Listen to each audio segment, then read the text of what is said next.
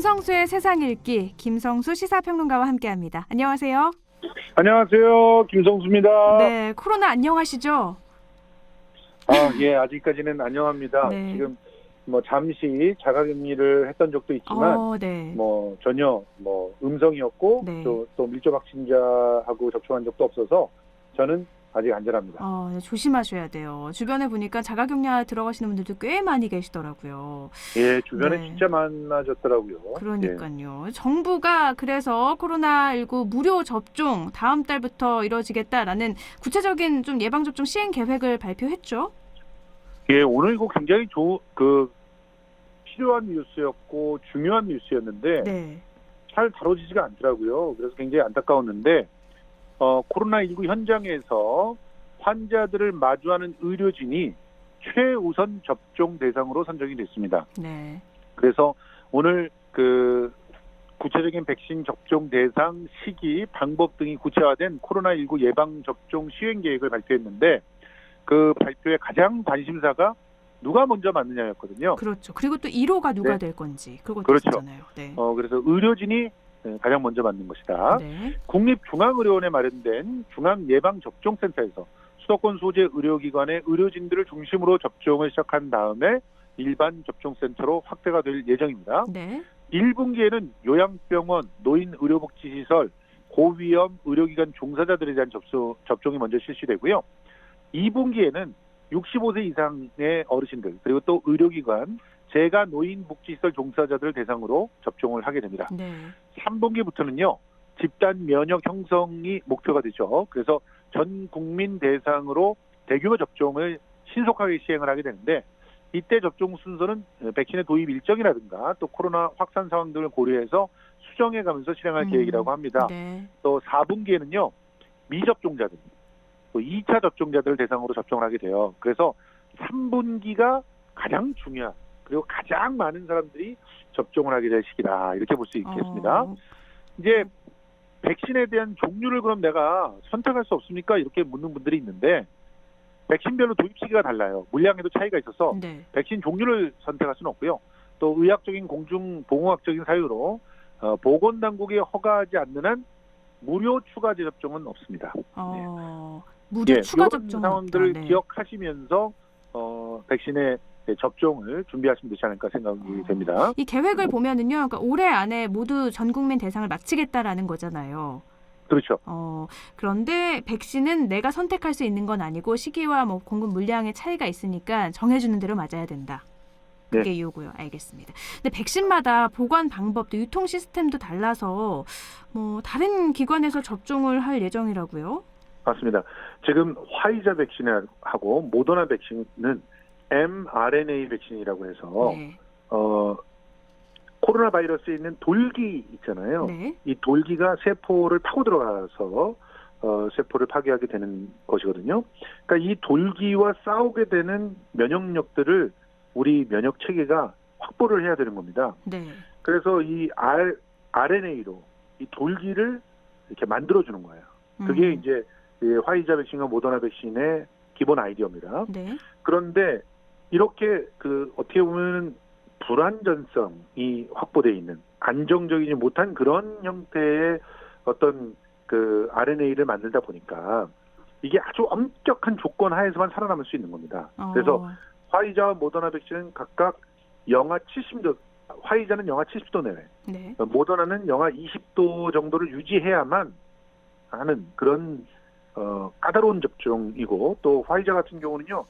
한 약통 안에 5명이 접종할 분량이 들어가요. 그리고 이거를 5개로 나눠서 식염수랑 또 일정 비율을 섞어야지만 접종이 가능합니다. 한 병에 한 명이 아니고 5명이에요? 예. 네. 그러니까 5명씩 짝을 지어가지고 접종을 맞아야 되는 상황이에요. 그래야겠네요. 그러면 네. 이런 시스템들이 완벽하게 훈련이 돼 있고 제대로 체계적으로 진행할 수 있는 그런 전문 인력들이 필요하지 않겠습니까? 네. 그래서 이런 화이자, 모더나 백신은 전문 접종 센터를 전국에 250여 개를 만듭니다.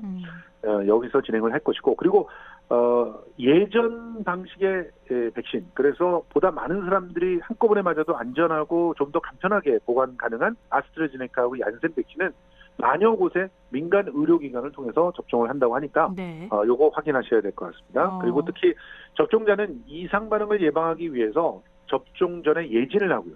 또 접종을 마친 후에는 한 30분가량 정도 접종 기간에 머물면서 이상 반응이 나타나는지 봐야 됩니다. 그리고 요양원의 경우에는 거동이 불편한 입소자들이 있기 때문에 방문해서 접종을 할 예정입니다. 그렇군요. 백신 접종 이제 정말 코앞으로 다가왔고 이제 다음 달부터 이름에 맞게 될 텐데요. 아직까지 불안한 게 사실이거든요. 그래서 네. 이상 반응에 대해서도 좀 관리 체계가 확실하게 정비가 되어야 될 것 같은데 이건 어떻게 구축이 됐나요? 예, 정부는 질병관리청하고 식품의약안전처의 공동감시 모니터링과 또 의료기관의 적극적인 이상 반응 감시 체계, 예방접종 도우미 앱 등을 통해서 모든 이상 반응을 철저하게 관리할 계획이라고 합니다. 네.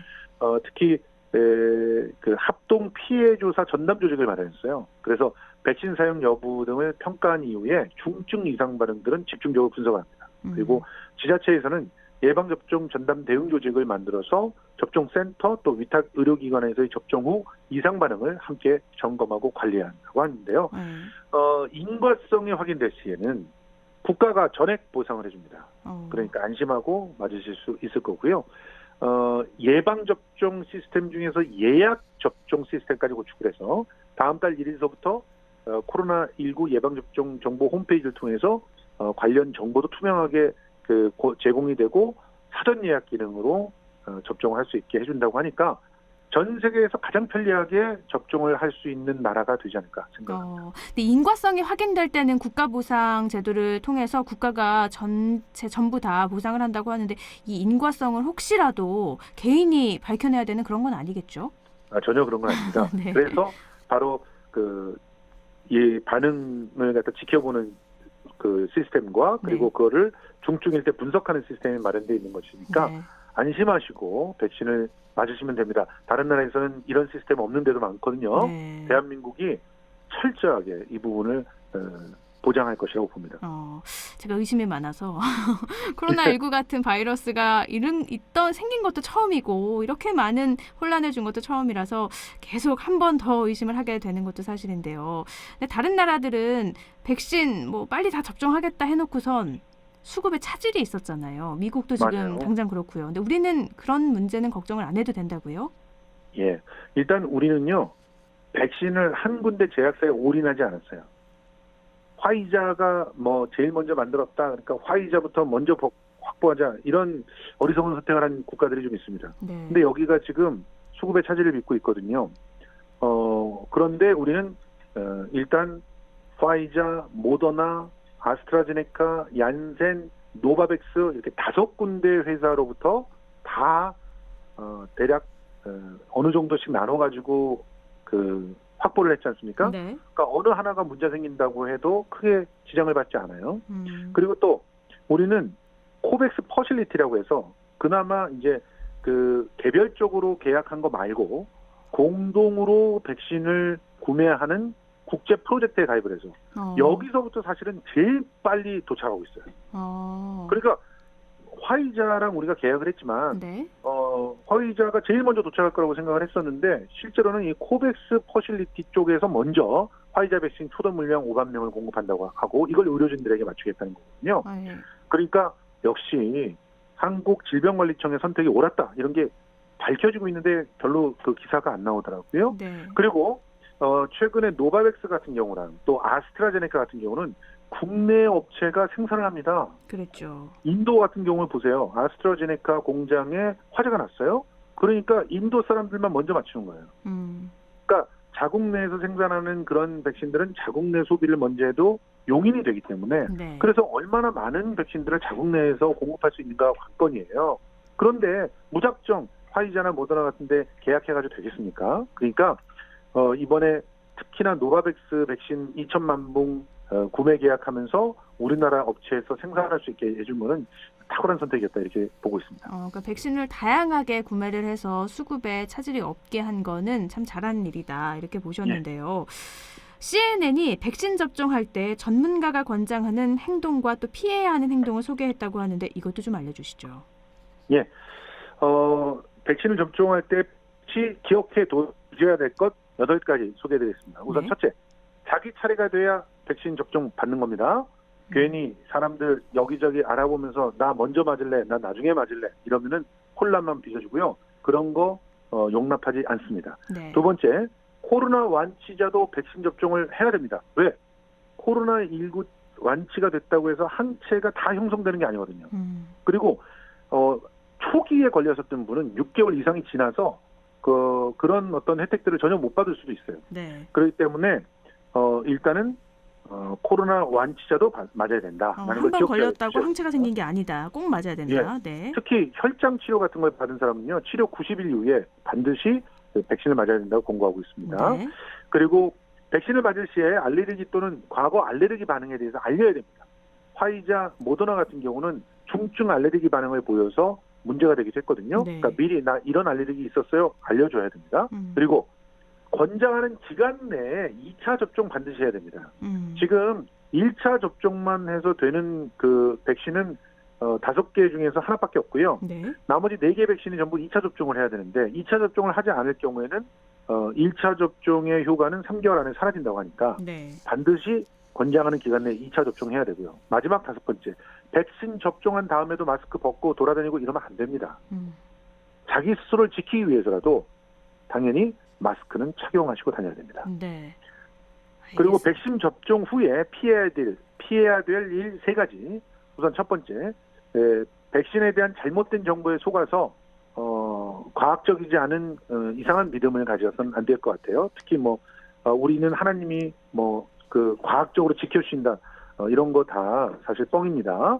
그리고 네. 백신 접종 후에 바로 운전하면 안 됩니다. 30분 이상 기다려야 됩니다. 네. 그렇기 때문에 백신을 맞는 날은 되도록이면은 그 다음 일정들 비워두시는 게 좋고요. 또 3번째, 코로나 확진자는 접종하시면 안 됩니다. 코로나 확진을 받았으면은 가서 사람들 부대낄 때 다 감염시킬 수 있는 위험이 있잖아요. 네. 의료진을 특히 감염시킬 수 있습니다. 주의를 하셔야 되고 또 이미 확진이 돼 있는 상황이면 몸 안에서 바이러스가 막 왕성하게 활동하고 있는데 이럴 때 백신이 더 들어가면은 몸의 위험하죠. 면역 체계가 네. 부담을 가질 수 있기 때문에 확진자는 접종을 피해야 된다 말씀드리고 네, 싶습니다. 알겠습니다. 8가지 딱 알려주셨는데요. 6가지였죠. 자신의 차례가 되면 백신 접종 맞기 이게 첫 번째였는데 차례가 돼서 안 맞고 저 나중에 맞을게요. 이렇게 하면 최후순위로 밀려난다고 하니까 이 부분도 꼭 네. 지키셔야 될 것 같습니다. 오늘 코로나 백신에 대해서 접종에 대해서 알아봤습니다. 말씀 고맙습니다. 고맙습니다. 네, 지금까지 김성수 시사평론가였습니다.